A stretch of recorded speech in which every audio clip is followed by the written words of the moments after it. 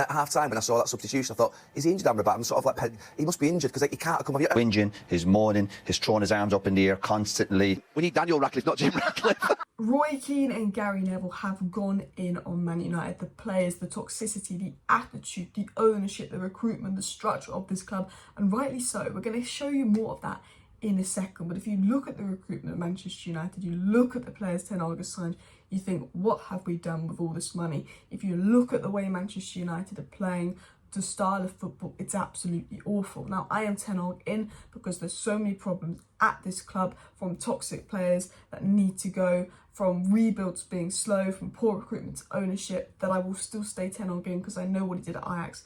But it feels like we ruin managers. It feels like we ruin players, because Ten Hag said this when asked about if he's able to play the same football with Man United that he showed at Ajax, and he said never, we will never play that football because those were different players, but it's also why I came here. We are playing different football than I showed at Ajax because I have to, because I can't play the same way. That is Ten Hag basically saying he can't play the football he played at Ajax because he doesn't have the players to do that. He doesn't have the players that are good enough to do that.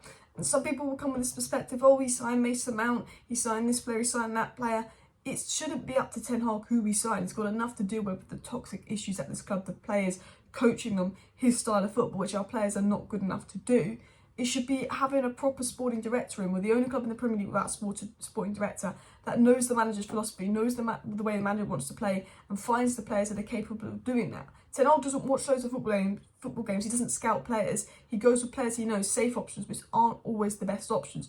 We should have proper recruitment to do that, because Ten Hag is basically saying, oh, we can't play this way because we don't have the players to do that. You know, but Ange is making Tottenham play the way he wants, with a lot of Tottenham players that weren't here under Ange. And is it Ten Hag? Is it on the poor attitude of our players, or is it on the recruitment? I think it's on a bit of all three. But Gary Neville said this: my anger isn't with Ten Hag. I don't think he is the fundamental problem. The toxicity at this club is eating every manager alive and every player that comes here. They have allowed another manager to come in and dictate the policy and let the tail wag the dog on recruitment. They've brought 8 players in who have played in the Eredivisie at some stage, from basically a league that Erik Ten Hag thinks he can trust. Erik Ten Hag is a fantastic manager, we know that, we can't dispute that. Jose Mourinho is a fantastic manager, we can't dispute that. What we have to ask ourselves is the reason for that they continue to fail at this club. It's not because of one player or his abilities, it's a cultural failure. That's what it is. We've seen great managers with great reputations and great players with great reputations come here and just die in front of our eyes. Why is that? How do we answer that? And I think, you know what, Gary Neville was spot on. It feels like Man United ruined players. It feels like they've ruined managers. Now, I am Ten Hag in, but I will admit that Ten Hag got everything wrong yesterday. Why are you taking Amrabat off? Why are you taking Højlund off? Why are you playing Lindelof over Reguilon and Varane for tactical reasons? Ten Hag got tactically outclassed. His substitutions were a disgrace. But it feels like the toxicity at this club just eats every player and every manager alive. It feels like good players, good managers come to this club. They can't play the football they want to play because they don't have the players to do that. It's like we don't have the recruitment capable of doing that, and we just seem to waste money.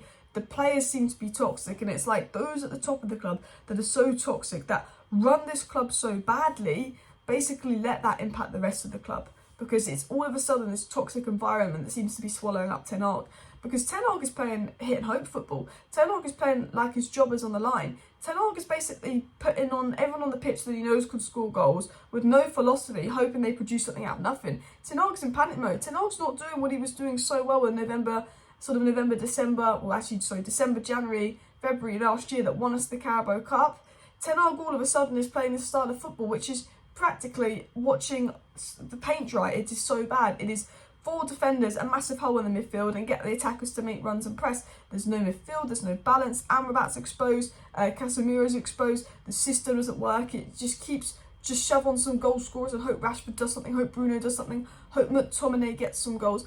I mean, the whole system at Manchester United is a big mess, and you've got to blame Ten Hag for that. But the problem is, if you go and replace Ten Hag tomorrow, you bring in an interim, you bring in a proper manager, we will still have the same problems, because these same players will throw the manager under the bus. When things get toxic, when things go wrong, these players will give up. They refuse to follow the manager's instructions. Their recruitment will not buy the managers the right players that they want. The recruitment will waste money on more players because we have incompetent people in recruitment. You have to look at it and go, Manchester United are the only club in the Premier League without a sporting director. Manchester United have rugby men that are accountants looking at the manager philosophy and saying who we should buy. Rangnick made it very clear. It's open heart surgery. You know, it's about looking at the manager, looking at the way he wants to play, looking at his philosophy, and going out and finding the players that can do that. Julian Alvarez, Enzo Fernandez, all these fantastic players that Rangnick could come across. We're obviously signing people like Mason Mount and Antony because Erik Ten Hag knows them and trusts them, because he doesn't trust the recruitment. He doesn't trust Murty, he doesn't trust Arnold, because they don't watch football, they don't know a thing. They'll know obvious names like Casemiro, obvious names like Frankie de Jong, but we're going with players that Erik Ten Hag trusts. You know, you have to look at it, and people will say, look, it's Erik Ten Hag's fault. He wanted Mount, he wanted Antony, he's not playing them. Yeah, that is partly on Ten Hag, but I know Mason Mount's a good player, but he wasn't the profile of midfielder that Manchester United needed. Antony we could have got for 40 million. We then had to go and waste 85 million on him, more than double, because the board didn't actually want to back Ten Hag when he wanted Antony in June. So that was 40 million of the budget gone. That could have gone on someone like Kim Min-jae, which would have massively improved us. We could have got Gravenberch instead of Mount, and had a bit more money to get an actual number 6 or an actual right winger in, because Antony's dropped off. You know, you have to look at the recruitment and go, Pep Guardiola probably didn't sit there and say, I want Doku, who's this winger that's going to Man City and it's been fantastic.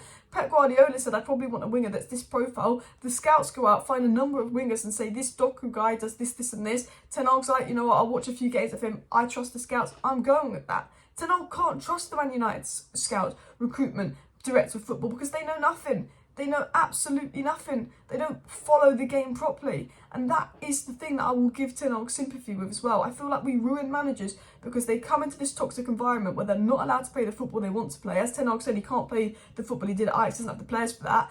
You know, we can rebuild, but we don't have the right structure in place to rebuild efficiently and follow the manager's philosophy and bring in the right players, so we end up wasting more money, you know, and it just is this continuous cycle. And, you know, we've seen great players and great managers with great reputations come to United and collapse. And Pep Guardiola did a big dig at Man United. And you know what?